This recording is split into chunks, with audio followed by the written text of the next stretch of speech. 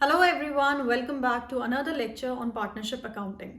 कल की क्लास में हम लोगों ने reconstitution of partnership firm start किया था और उसमें हमने देखा था कि चाहे हम एडमिशन ऑफ पार्टनर की बात करें, रिटायरमेंट ऑफ पार्टनर की बात करें या डेथ ऑफ पार्टनर की बात करें, इन तीनों में हमें new profit sharing ratio calculate करना होता है। तो कल हमने स्टार्ट किया था कि हम लोग न्यू प्रॉफिट शेयरिंग रेशियो कैसे कैलकुलेट करते हैं, और क्योंकि वो वीडियो ऑलरेडी 20-25 मिनट की हो गई थी तो इसीलिए मैंने इस लेक्चर को 2 पार्ट्स में डिवाइड कर दिया। आज हम देखेंगे NPSR यानी कि न्यू प्रॉफिट शेयरिंग रेशियो कैसे कैलकुलेट किया जाता है, और आज हमारा ये टॉपिक कंप्लीट हो जाएगा। So let's get started.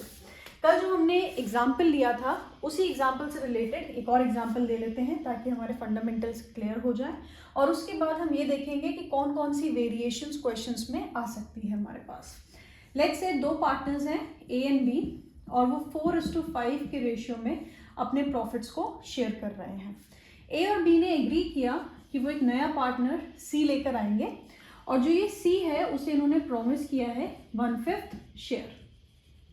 ठीक है भाई, कितना प्रॉमिस किया है? 1/5 शेयर प्रॉमिस किया है। अब अगर 1/5 शेयर यानी कि अगर ये मैं टोटल प्रॉफिट ही आता है हमारा और मैं इसे 5 पार्ट्स में डिवाइड कर देती हूँ, अगर मैं एक पार्ट दे रही हूँ C को, तो यानी कि बाकी बचे हुए 4 पार्ट्स किसको जाएंगे? A और B के पास जाएंगे, राइट। अगर मैं इसे मैथमेटिकली कैलकुलेट करूं तो कैसे आ जाएगा? 1 - 1/5 that is 5 - 1 divided by 5 is equals to 4/5।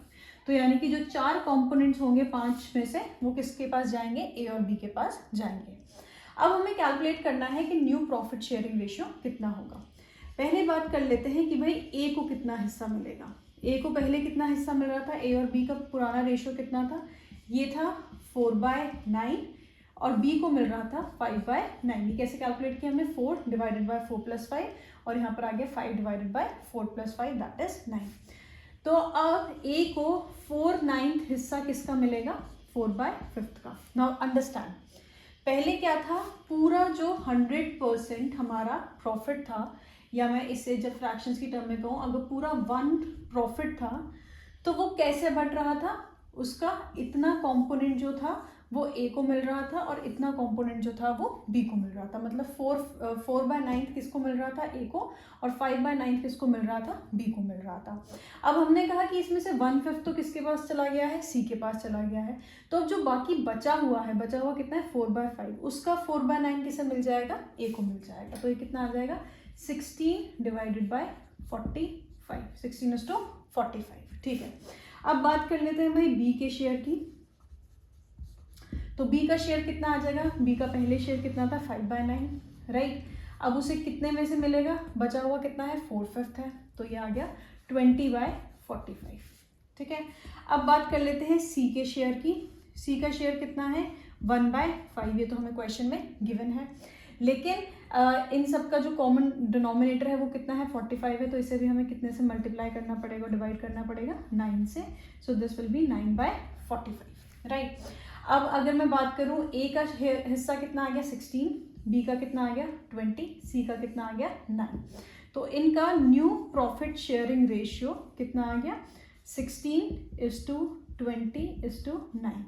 A, B और C अब किस प्रपोर्शन में अपना वो शेयर करेंगे? प्रॉफिट शेयर करेंगे 16:20:9।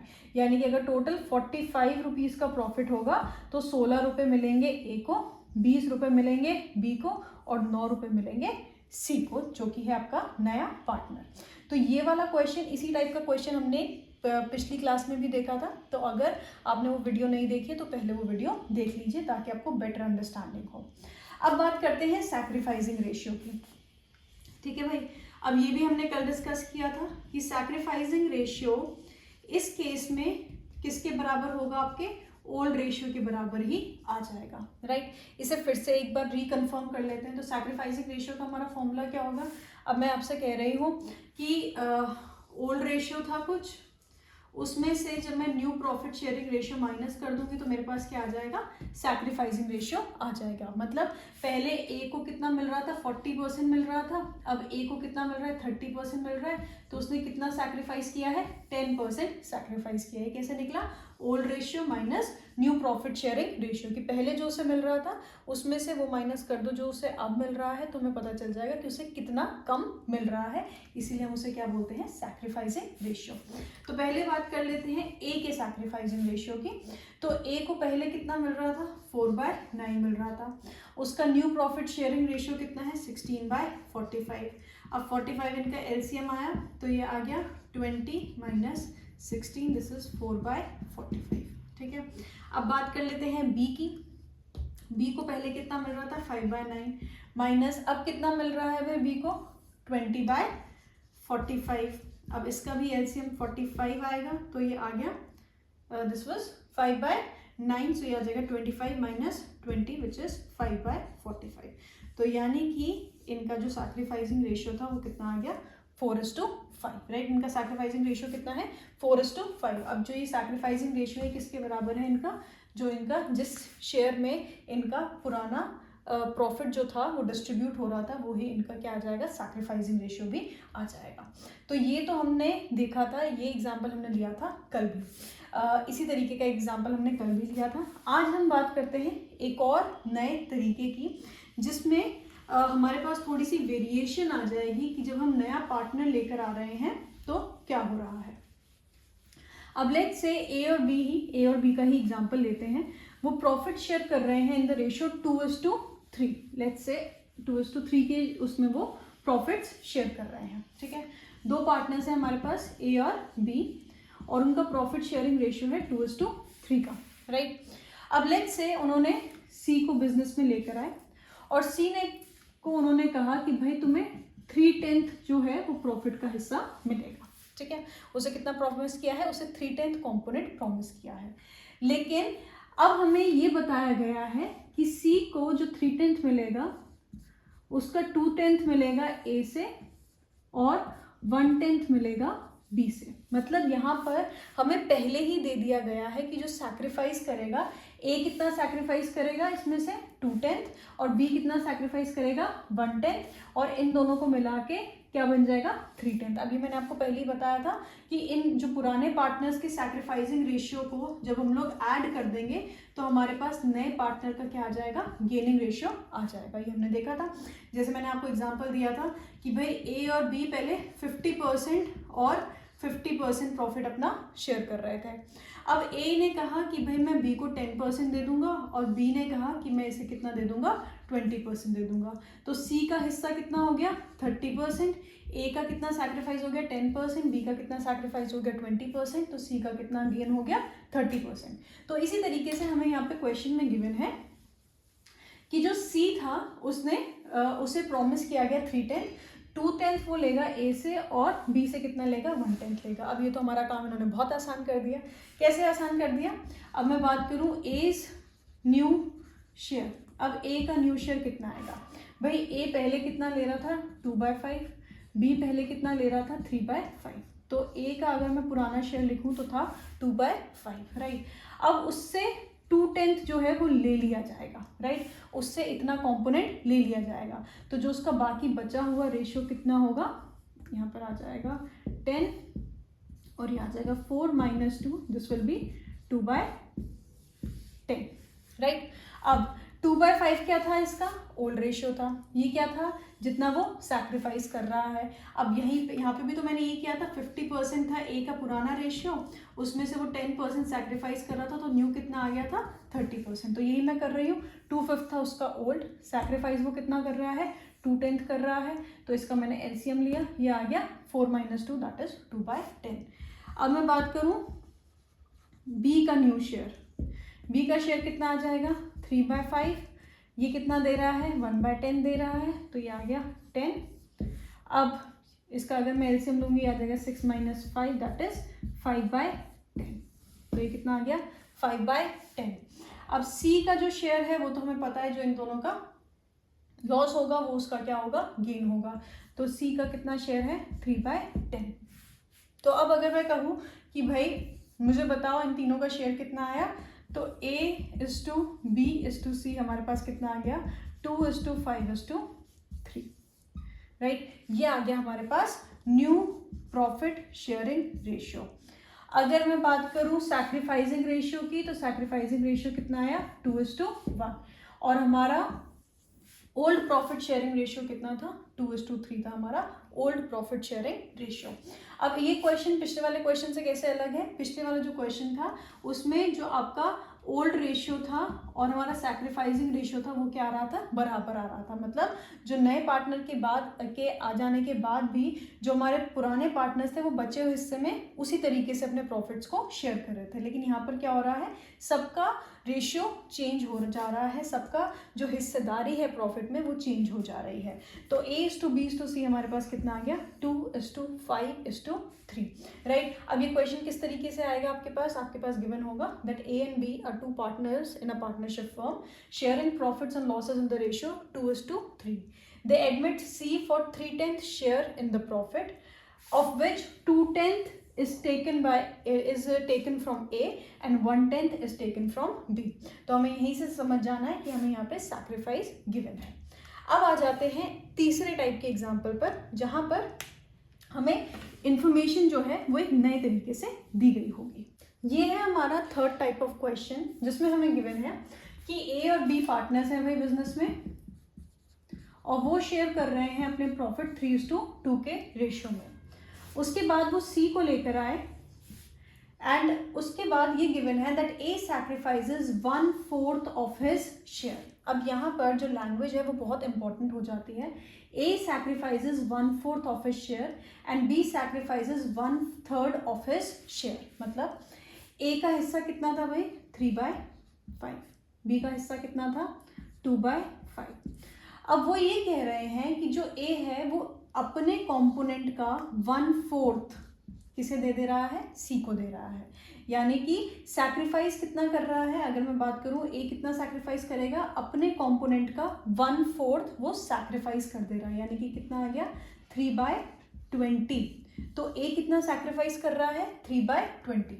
अब वैसे ही अगर मैं बात करूं B की, तो B कितना दे रहा है 1/3 शेयर। मतलब जो उसे 2/5 मिलता था अपने पूरे प्रॉफिट का, उसका 1/3 शेयर वो किसको दे रहा है, C को दे रहा है। तो अगर मैं यहाँ पर देखूँ तो ये कितना आ जाएगा 15, 2/15। तो मतलब A कितना सैक्रिफाइस कर रहा है, अगर मैं सैक्रिफाइस की बात करूं तो A सैक्रिफाइस कर रहा है 3/20 और B कितना सैक्रिफाइस कर रहा है 2/15। अब अगर हमें new profit sharing ratio calculate करना है, पहले बात करते हैं A की। A का नया शेयर कितना होगा। A का पुराना शेयर कितना था भाई 3/5 था।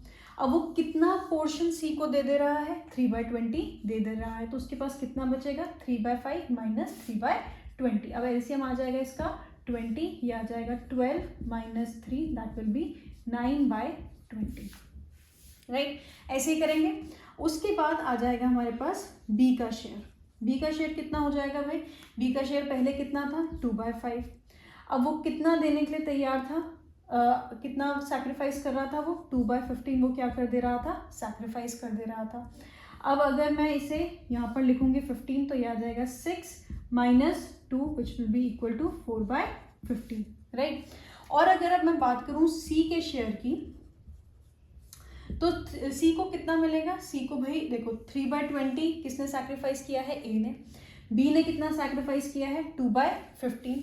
तो जो इन दोनों को सैक्रिफाइसिंग होगा वो किसका गेनिंग बन जाएगा, C का गेनिंग बन जाएगा। यानी कि 3/20 प्लस 2/15, राइट। इस तरीके से हमारे पास आ जाएगा। इनका एलसीएम आ जाएगा 60, 20 × 3 is 60, so this would be 9 plus यहाँ पर आ जाएगा 8, so this would be 17/60, sorry this would be 17/60। अब अगर हमें इन तीनों का रेशियो बताना है तो हमें ऑब्वियस सी बात है डिनोमिनेटर को कॉमन करना होगा। तो इसे मल्टीप्लाई करेंगे और डिवाइड करेंगे 3 से, ये आ जाएगा 27/60। इसे करेंगे 4 से तो ये आ जाएगा 16/60 और ये आ गया 17/60। तो अगर मैं बात करूँ A:B:C की, यानी कि 27:16:17 is the new profit sharing ratio on admission of a new partner, जिसका नाम क्या है C है, राइट। अब अगर मैं आपको क्लियरली बताऊं तो हमने क्या किया है, हमने जितने भी ये सैक्रिफाइसिंग रेशियो और जिससे हम new profit sharing ratio calculate करते हैं, उसे हमने 3 तरीके से सॉल्व किया है और उसे हमने 3 तरीके से क्लासिफाई कर दिया है। सबसे पहला कौन सा था? सबसे पहला केस ऐसा था जहाँ पर हमारा जो सैक्रिफाइसिंग रेशियो था वो हमें नहीं गिवन था। और जब ऐसा था कि हमें सैक्रिफाइसिंग रेशियो नहीं गिवन था, तो जिस तरीके से पार्टनर्स ओल्ड रेशियो में अपने प्रॉफिट्स को शेयर कर रहे थे, उसी तरीके से वो नए पार्टनर के आ जाने के बाद जो बचा हुआ शेयर था उसे शेयर कर दे रहे थे, राइट। तो पहला केस ऐसा था जहाँ पे ओल्ड रेशियो जो था वो आपकी सैक्रिफाइसिंग रेशियो के बराबर था। दूसरा केस जो हमने देखा उसमें आपको डायरेक्टली गिवन था, जैसे इससे पहले वाला क्वेश्चन था कि भाई जो 2/10 है वो कौन देगा? ए देगा, और बी जो है वो कितना देगा? 1/10 देगा, और इन दोनों का जो मिलाकर है 3/10 जो है वो सी का शेयर है। मतलब यहाँ पे हमें सैक्रिफाइसिंग रेशियो डायरेक्टली गिवन था।